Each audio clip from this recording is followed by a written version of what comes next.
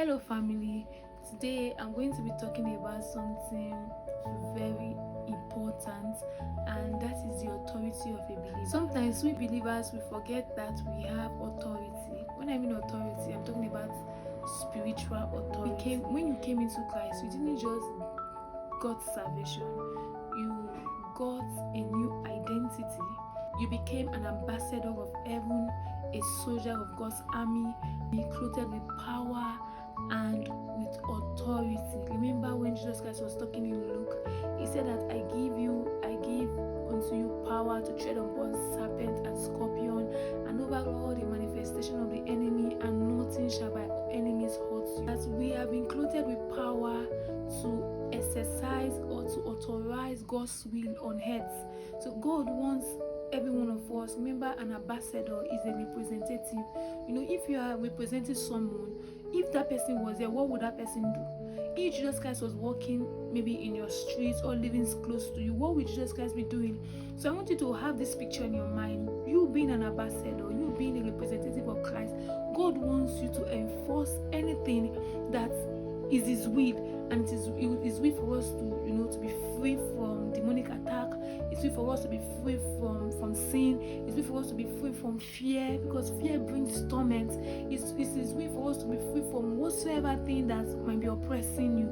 So if a believer has so much power, then why are many believers living a life of defeat?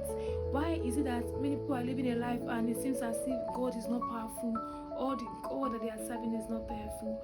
No, I was thinking about this yesterday, and I came to a conclusion that there must be a reason, because God has so much, decorate us, allow me to use that word, with so much power and so much, and He gave us authority to do that in His name.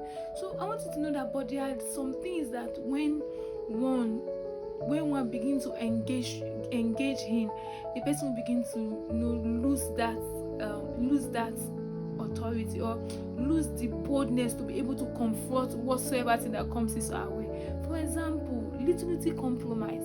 Little compromise is one way whereby a believer can lose, or is one way whereby a believer's authority can be weakened. Little sin, little foxes that destroy the vine. To you, it's just little, but you don't know that Satan is a legal practitioner, whereby he will have a legal hold on you. But I want you to know that you have the authority to cast out devil as a believer. You have the ability to speak life and healing. You have the ability to do a lot of things. You have the ability to do a lot of things. As a child of God, as a disciple of Christ, you have that thing in you. What weakens a believer's authority?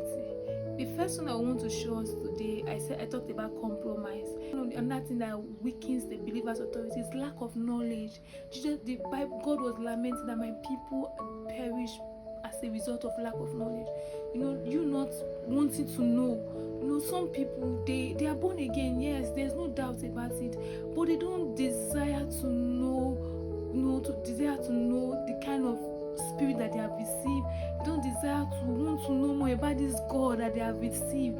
They just sit down there and settle for just salvation. God wants you to come on beyond salvation. So one of the things that kills or that makes people not to exercise this authority that God has given to us is as a result of lack of knowledge, lack of information. If you don't read your Bible, there's no way you will know about the things that God has arranged for you. Authority unused is lost.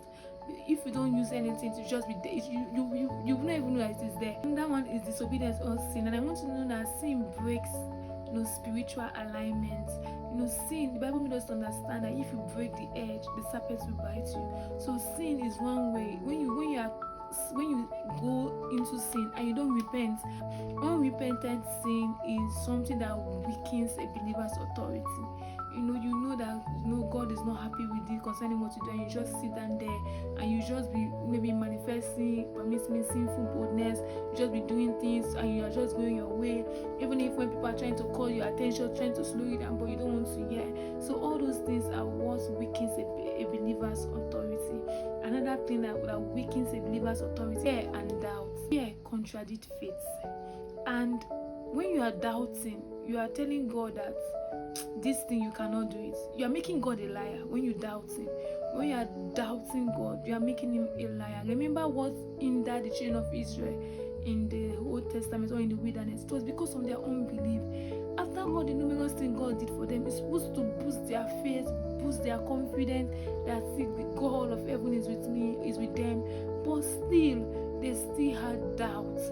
They were still filled with unbelief, and because of that, they did not enter into the promised land. So I want you to know that unbelief, doubts, and fear, all those things weakens a believer's authority. It's passivity.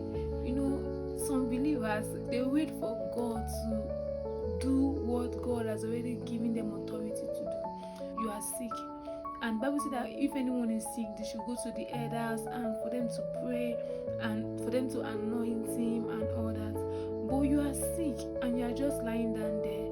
You didn't even use the medical approach. You didn't use spiritual. You didn't go for prayers. You're just there. How do you want your healing to come? You're just there and you're sitting there. There's not that you even have faith that God will heal you. But you are just there. You're just docile, and you just anything that comes your way you take.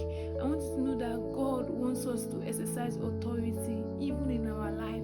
For example, you see something that is against God's will in your life. God is expecting you to rise up, and to use his word to cancel that. I believe that everything has ears. Even as the sickness that is doing, everything has, as long as it has a name, and it can you can speak to things and they will move. Jesus Christ said that if you have faith as little as mustard seed, you can speak to a mountain, and if you say, get out of here and be cast into the sea, it will be done. So I want to know that everything has ears and they can hear. So if anything is doing you, it's a bit for you to just wait. Just wait. There are some things that God has put in our power. The Bible talks about this is our heritage as a servant of God. As long as you're a child of God, you're a child of God, and God has given you so much authority. But what you need to do, is to avoid maybe secret sin, avoid compromises, avoid anything that will make you where you want to pray. All those things. What you need to do, just get rid of them and develop yourself in a place of prayer, because there are some things that God said, Jesus Christ said, I have given you power to tread upon serpent and scorpion and over all the manifestation. Anyhow they want to come, anyhow they want to, has given you power to tread upon them, and it will not hurt you. So I want to know that there are things that weakens. That's just the essence of this video. I want to know there are things that weakens the authority of a believer. So if you avoid those things, you will see how you'll be enjoying God's perfect mind or God's perfect will, even in anything you do. You see how you walk in the authority that God has given unto you.